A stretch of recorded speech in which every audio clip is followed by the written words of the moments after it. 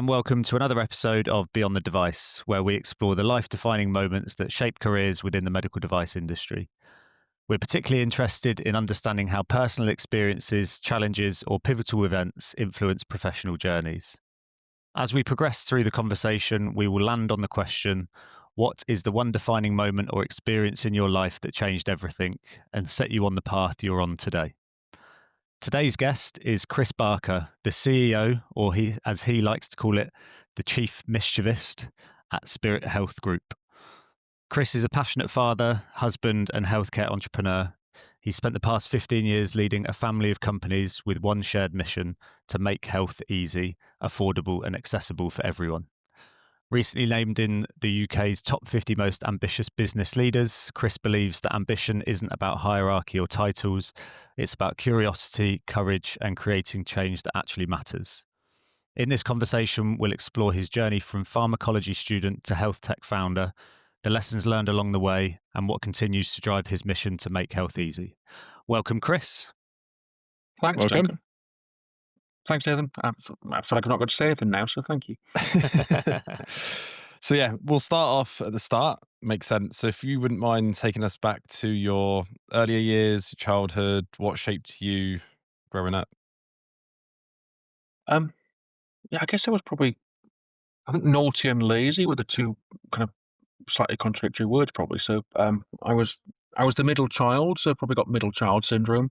Um, uh, Relatively smart, and got into a fair bit of trouble at school. And got expelled at one point in time, and Nice. because of that, went to high school a little bit early, which probably straightened me out somewhat. And then from a personal perspective, I kind of come from a medical family, so I come from um, a background where my father's a GP.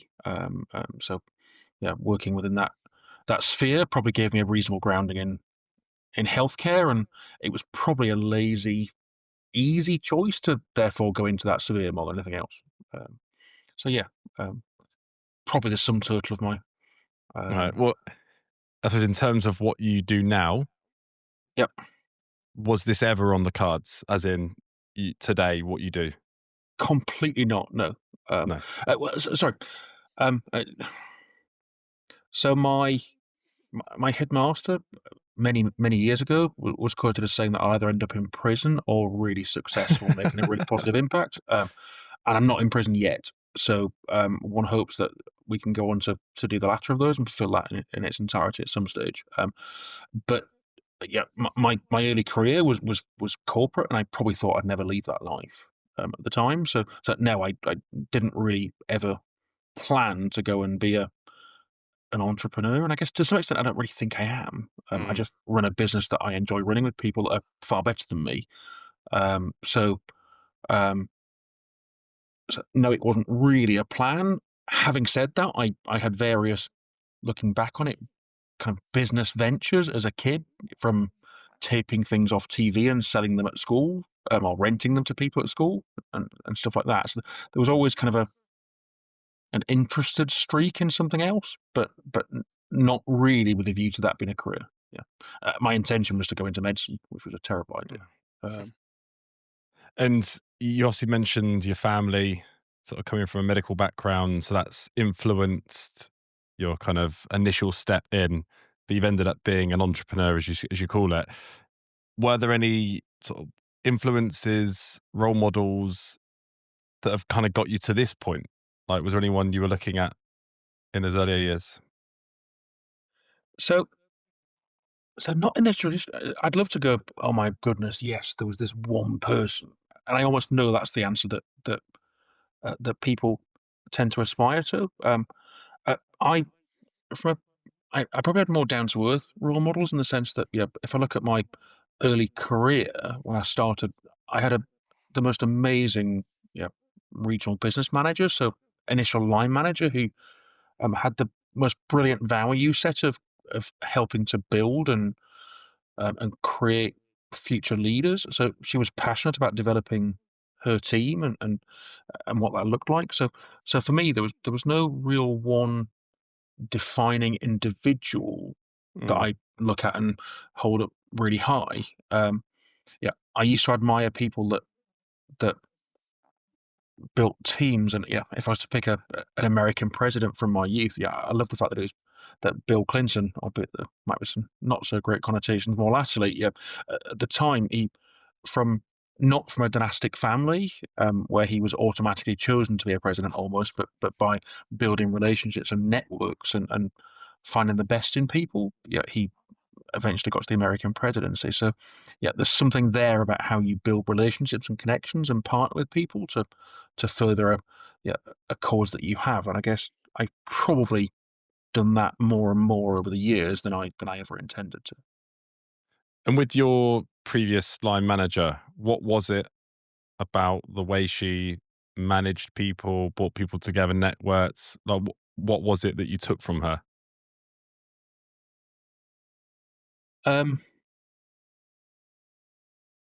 Good question. So,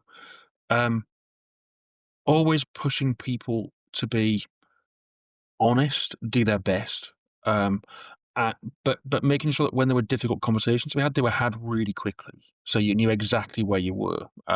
And we've just gone through our quarterly review process, and if I use an example of something that I do now, that's a foundation from that 25 years ago.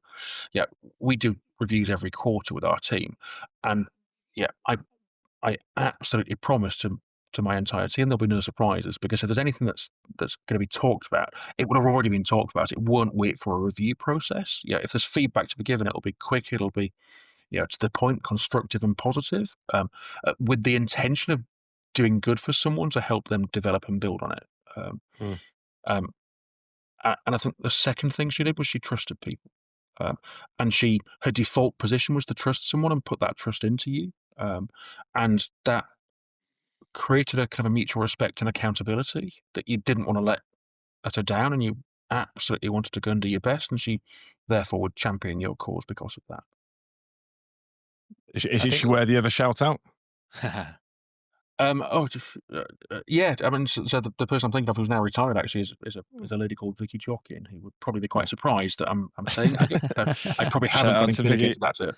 We'll track her down and tag her in the podcast when it's posted. Yes. But yeah, she probably doesn't know that she had that impact, but she most definitely did. Even just listening to you talking there, I think about some of my early jobs when I was an aspiring architect, and before I went to uni, I worked in an architecture practice, and then our first job. Nathan, where did it all go wrong, Duncan? I wasn't very good at architecture. Am I any good at recruitment? Who knows? But there was people in those offices that weren't necessarily my line managers. There were people in the team that just took me under their wing.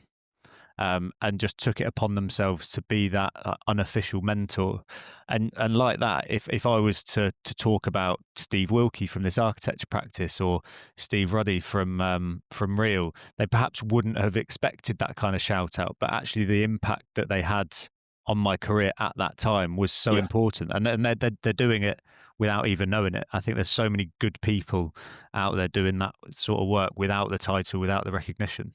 Yeah, I agree completely. And I think that that ability to help develop others and have the ambition to develop them, beyond yourself, I think is a trait that is massively undervalued. And one of my strengths, I think, is knowing the stuff that I'm terrible at, and desperately trying to find people who are better at those things than I am.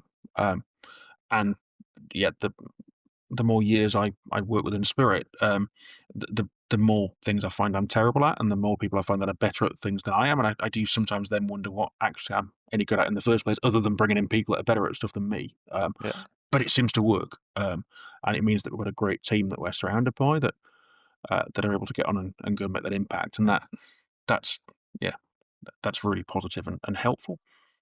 Yeah, just the self-awareness to get out your own way as a leader sometimes, and empower people and trust people, which you said is I'm increasingly looking at. I have a team that are very aware of me as well, and so also tell me what I'm crap at too. So that can be helpful if I'm not self-aware enough, I will get corrected, and that's quite good fun at the same time. So if we were to think about the key turning point or pivotal moment in your life, personal, professional, where is your mind drawn to? So I always wanted to be a doctor, and so I went to university, and uh, ended up taking a BSc in pharmacology, Hmm. and then working in the pharmaceutical industry for a couple of years. And my intention was always to go back and finish off becoming a doctor. But actually, once I got into that corporate career, I really enjoyed it. So I went to go and work for a J&J company called Janssen, Hmm. which is where I was employed by Vicky. And I absolutely thrived and loved that corporate world. People that know me now look back with a bit of surprise when I say that, because I'm probably not the most corporate of people that you would see Mm. in the day-to-day environment. But actually, yeah, fresh from university with a new company car, and yeah, that um, yeah, I really enjoyed that. The turning point of me was probably that I had a personal situation where my um, then wife got ill, and we had to move to Leicester to get her some support and some help, and that meant that I was kind of tied from a location perspective. That in a corporate world sort of created different restrictions. So you couldn't, yeah, move to the office where naturally the next job progressed to and things like that. So for me, I had to look outside of that kind of more traditional structure, and that probably was the turning point that meant that I had to look to do something different. Had that not happened, I would have probably quite happily and I would hope fairly successfully have climbed a slightly more corporate career ladder. But that wasn't to be. Mm. Well, I think there's a lot of people that, if it's not for external factors, do just stay in that corporate world and maybe do fall out of love with it. I think like Nathan and I both got into recruitment in quite a corporate environment. Could we work in that environment now? No. Were there some external factors? Obviously, we had to make the decision to leave that and start our own business. But like, what was the push for us? Nate? It was COVID, really, wasn't it? That gave us Yeah. that final push to do it. So being, I guess, open-minded and positive to stuff happens to you, but it's then how you react to those situations and try and remain in control and set yourself on a new path. It feels like there was, yeah, some external factors that meant the move to Leicester, but then you sought a different path and made a success of that. Yeah, and for me, it's about there are, yeah, we all have opportunities in front of us, of different shapes and sizes, and sometimes they feel positive, sometimes not so much. And it's about how we look at those, assess them, and create something from them. So, yeah, from my perspective, it was, yes, yeah, there were some constraints around it, but then it was about trying to find, yeah, what felt good. I didn't set out to go and start Spirit in the way it started now. I set out to go and start a consultancy company. Um, I started out doing consultancy, around health services, and thought that I'd be brilliant at it. And I kind of was good at consultancy, but I really missed building a company and oh, no, sorry, not building a company. I missed being part of a team, Hmm. which meant that I had to build a company to have that team. Um, Hmm. and so I basically learned that I was a really crap consultant because actually I didn't enjoy doing the consultancy work as much as I thought I would. I missed having a team of people around me. So that's where Spirit came from. That it was really learning that I was a fairly crap management consultant, and that I'd be far better at actually going and building a team of people to go and deliver products and services than I was talking about it. Um, so I'm And still envious of people who are brilliant at talking about it, and some of those companies, yeah, even now that I used to work with. yeah, there's it doesn't sound like an overnight success though, and that there would have been ups and downs in going into consulting and maybe having to take a step back from. 'Cause I remember you were saying when we had the prep call, you could have carried on doing that and taking the paycheck because consulting pays well, but you knew that that wasn't fulfilling for you, so you had to then take a step back to take a step forward. Yeah, so consultancy was, yeah, it's relatively well paid. That's true for most people who are able to get enough days. And I was lucky enough that I could. I had a network that meant that I was earning a reasonable income, but something about it felt like it was missing. Mm. Um, and so I tried to get groups of consultants together to build yeah, an organization, a movement to try and meet that need from my perspective of working with others, but it just didn't quite work in the same way. Mm. So, can I ask you about the emotions during that period? Because probably, correct me if I'm wrong, but like for the first time in your career where you're having this success and on this path, something has taken priority, and that is the health of your wife, and you've had to move and started to make decisions that um, weren't necessarily in the best interest of your career, and you've pivoted. But emotionally, how were you at that time? It's probably worth pointing out that's now my ex-wife, just so I don't get into trouble too much with the current Mrs. Barker. Um, so, Noted. um, so how was it? So my my current wife Daniela would describe me as a bit of a robot. So I'm quite logical and methodical in terms of decision making.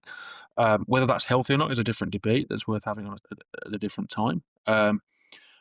So how was I? Fairly logical about it. It was. I don't know if I'm allowed to say it's. Yeah, I'm I'm a somewhat typical, yeah, male trait in the sense that I want to fix stuff. If there's a problem, my reaction is to go and find a solution to it. I'm smiling because I'm looking at Um, Nathan. Yeah, you're um, basically describing me. Yeah. um, so my reaction to it is, yeah, if there's a problem, I want to fix it. Yeah, if someone comes to talk about a problem, don't expect me to sit and listen to it. Expect to help you find a solution to it. I even know that's not always the right thing to do, but it doesn't stop me from trying to do it anyway. How many disagreements do you have at home with the current wife around that approach? So I'm quite fortunate that she's a computer scientist and builds robots for a living. So Oh, there actually, you she's go. also relatively methodical. So um, she's smarter than I am, and therefore knows that if she comes to me, I'm going to try and propose a solution, not just listen to the problem. So not that many is the short answer, but that's largely because of her skill set rather than mine. Um, um, so yeah, how was it at the time? Um, it just was. Yeah, Yeah. yeah, there were problems to fix, solutions to find, and you get on and do it. And I've always, yeah, if I fast forward 15 years, we've got a value set and some behaviours, and one of those is resilience. And I think probably if I look at the value set of the company we have, it reflects some of the things that I innately find quite useful for myself. And resilience is one of those things. Yeah, when stuff breaks, well, go out and find a new way to do it. Go and fix it. Go and find a different solution. And that's very much my way of framing it. Yeah. I So was for going to me, ask you, oh, sorry. the experience and how that's influenced the direction of your career or your leadership style. It almost feels like you're quite stoic in how you approach things.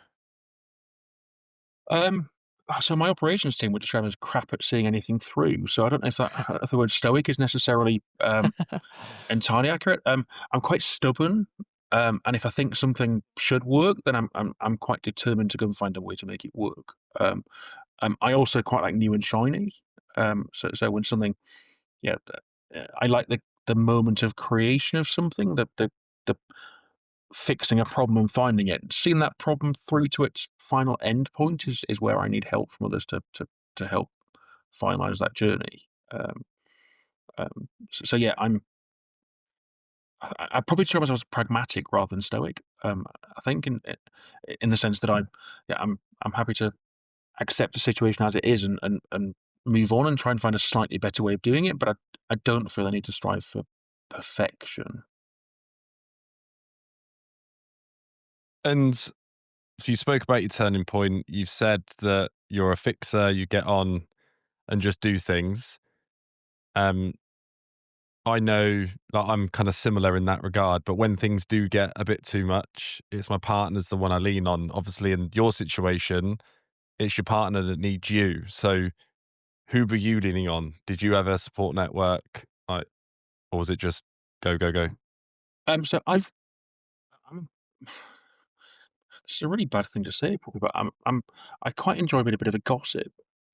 So that means that at work when I have a network, if I've got a problem or a challenge or I'm feeling low about something, I'm really quite happy to talk about it. So I That's guess in good. that way, classic not male.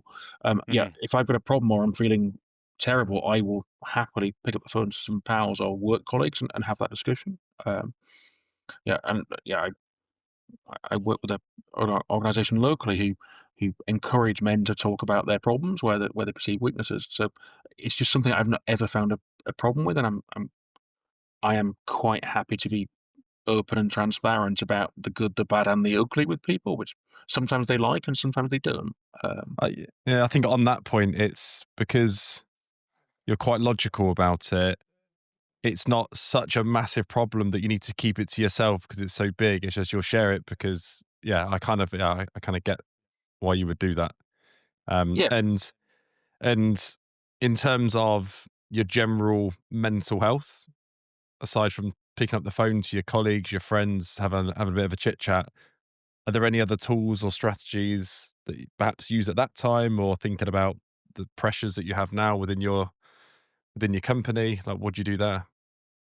so I like to keep it really simple, and that's probably a philosophy that I I I, I, I like in life. So um, I try and make at least 5 minutes every day to get outside and breathe. Sounds ridiculous, and it sounds ridiculous me even saying it, but it's also true. Yeah, just literally getting into the fresh air, and it has to be outside, and yeah, in through your nose and out through your mouth. I refuse to call it mindfulness or forest bathing or other such brands, but actually the ability just to relax and yeah, clear your head for a very small number of minutes.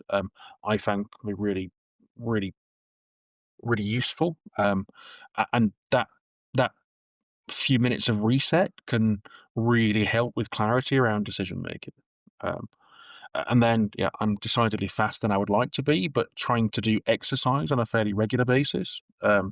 So, yeah, I go to the gym or have a personal trainer twice a week. I hate it.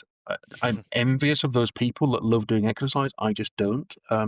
So I have to suffer through it, but I think it's worthwhile doing it. And then I do my best to play some competitive sport a couple of times a week. So I'm aching today, having been thrashed at squash last night. But Have you been sucked into paddle yet? so despite some friends trying to persuade me to, I haven't yet. So I'm still stuck on good old fashioned squash, which I Probably was doing easier to really well get in. caught now. I was doing really well, and I was on a long winning streak until last night. So I might now have to go and take up paddle after being defeated comprehensively like yesterday evening. So, um, but yeah, I think so. So exercise, but also just taking a moment to go and breathe. Um, Mm. and then I probably have to say I love going to my local pub, just for a beer. But it's I don't know if safe space is the right way to frame it, but I have the ability to go in there, have a beer, and relax. And yeah, probably only for half an hour or 45 minutes, but just that different space, the different environment, and switching your brain up, I find can be really useful. Uh, I think when we work from home, there becomes the possibility of working at any time. So I've got to be, yeah, I love my job. I love what we do. I love the impact we make, and so I've got to be really careful that I separate that work time from personal time as well. Mm. Yeah, I think a lot of that is just swapping out your environment. Just don't get stuck in the same Yeah, because room I doing think the if I same go back, thing. I mean, you guys mentioned the pandemic as the catalyst to start your business. Yeah, we pre-pandemic, I was working most days in an office. Yeah, we thought we were really advanced because we had hybrid working, which meant we occasionally worked a day from home. Little did we know what was coming. Now we are mostly from home and occasionally in an office space. And I think that balance of work life and home life is more challenging. Um, and if I quote Mm. Gallup, they would describe splitters and blenders in terms of how people work. So some people still work 9 to 5, but in their home office, and others blend their life. So they have a bit of work, a bit of home, a bit of work, a bit of home. And I'm very much a blender, Mm. which means that it can be very easy just to pop upstairs or pop onto my laptop to do a bit of extra work whilst something else is going on. Mm. And I try to be conscious to not do that. Um, Mm. And thinking about obviously the turning point, if someone was facing something similar or just a big event that's changed what they thought was their sort of short to medium term future, what advice would you give to someone? so I'm not sure if I'm qualified to give advice. What would I say? I would say, first of all, stop and look at yourself. Take a moment. take a breath, and work out what actually motivates and drives and gives you personal energy. Um, yeah, I think we can all spend a long time sometimes chasing, yeah, a career, a job, money, whatever that happens to be, and it takes time and energy to do that. And I think we need to stop and make sure that that time and energy is worth it. And for some people, what drives them and what motivates them will be money, and that's fine. Be proud of whatever it is that motivates you and inspires you. But for me, it's taking that moment of self reflection to properly understand yourself, um, because the things that we tend to be best at and most successful at are the things that, are really part of what motivates us and sits comfortably within our value set. And to back that up as the leader of a business now, and one of the things that you do, you're happy to go and talk and share problems. Like, what have you done to create a culture where other people within the business can do that? And as you've just described those lessons there, like what culture have you created at Spirit? Oh, I'm going to sound like a sales rep now when I talk about Spirit. Well, we're really proud that we, for the last 3 years, have been voted one of the best companies to work for in the UK, and that's largely down to culture and staff engagement. So, so if I give a shout out, is to my head of people, director of people, forget job title right, Kerry Taylor Smith. Yeah, she works tirelessly to support, yeah, our teams and our people, and to nudge around our company value set and culture. What's that mean?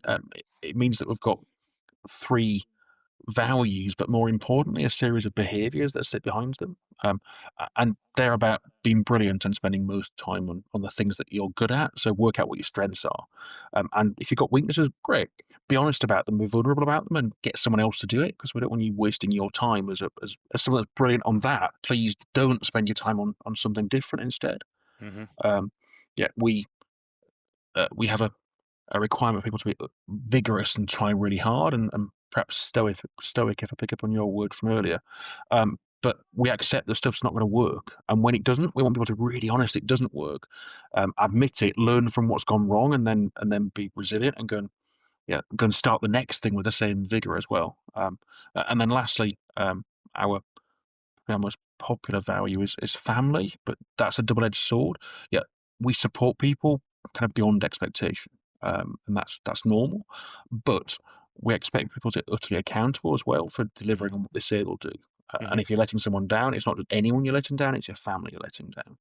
Um, and Kerry and her team try and support that culture. And I think the best description I ever heard of culture is it's just how it is here, um, and that's what Kerry and her team try and deliver from a Spirit perspective, from recruitment right through to how we create an environment for those individuals that are working for Spirit to succeed. I don't think we get it right all the time, but when we don't, we're really honest that we haven't, and we talk about it as well. So I think that really helps. Uh, And has that been difficult to maintain as you've grown headcount, or the fact that people aren't necessarily office based now as people are spread out? Like, have you maintained that culture? so I think it's been much more difficult in a disparate world. Yeah, those water cooler conversations, if I Mm. if I term it that way, I think are really helpful for helping to maintain culture. So I think we've had to work harder to do that in a in a more hybrid world. But I think importantly, and we've recognised this increasingly, yeah, we still have to get together. Yeah, there is a time and a place for working remotely and disparately when you want to focus on something. But actually, when you want genuine creativity and connections, there's nothing better than being in the same room as someone. Um, yeah, I took a train to London to meet someone for an hour yesterday because it was Mm. important enough to see them face to face and build a Yeah. connection. Yeah. Yeah, that sometimes can't be beaten. No, no, I agree. So you said earlier, the path that you're on, you've been with Spirit for 15 years now, and you feel like there's still more to achieve. So where do you see yourself going from here, both personally and professionally? Oh, so if I answer the question personally first of all, because that's the easiest answer, Hmm. I plan on doing the job that I'm doing for as long as I possibly can, and I have no intention of changing it because I have got the best job in the world. Um, what's that mean from a company perspective? So You talked about our mission at the start about making health affordable, easy accessible for everyone, and actually, we really mean that. From working in the NHS in the UK to we have an arm's length foundation called the Spirit Health Foundation that deploys our digital tech, but into sub-Saharan Africa and to underserved populations that otherwise wouldn't get access to that sort of healthcare.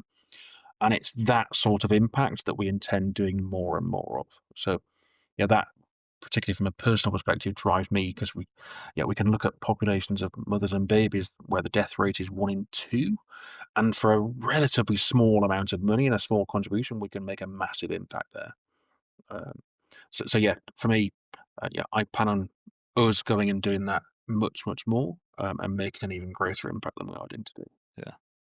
Nice. Keep it simple, but have big plans. And just generally about the industry and where it's heading, what excites you most? Ooh. So I think there is huge potential. So if I look at from a UK perspective first, because it's where the majority of our business sits. Oh, Nathan's got kids in the background. So yeah, in terms of I think there is massive untapped potential Oh, in how we can support people in primary care. So in kind of everyday um, life, to help nudge and support them to be better at self-managing, better um, at managing their own conditions whilst being connected to their clinical teams. So if I pick the single biggest ambition that we have currently, is about how we can catch people earlier with digital technology and the sorts of tech that we all use every day, our phones and things that we're using passively as much as consciously, and use that technology to help people to better manage their conditions, but also their health more broadly. And I think there's massive potential to do that, and nice. make a real impact. And from an NHS perspective, to genuinely deal in prevention and preventing ill health, but also preventing existing conditions from getting any worse. And probably, I think it's the only way we can save the NHS as a public service in the way that it works currently. So that feels like a reasonable ambition to go and have for the UK currently, and Yeah, also good. feels achievable. And if you think about your entire career, so all the way back to the company car, corporate job, all the way through to today, if you were to leave our listeners with one key lesson, what's the number one thing that stands out? Find the things you're crap at and get someone else that can come and do them, Hmm. Yeah, that's and be come up a honest few about it. times. Yeah, Yeah. don't. Um, I I have zero truck with people that pretend they're brilliant at everything, because nobody is. And I've been fortunate to meet some really brilliant people and work with lots of them. And yeah, the people that are the most brilliant are the guys that know the stuff they're not good at and work with other people to and have the confidence to try and employ people better than them to come and do it. So that for me is number one.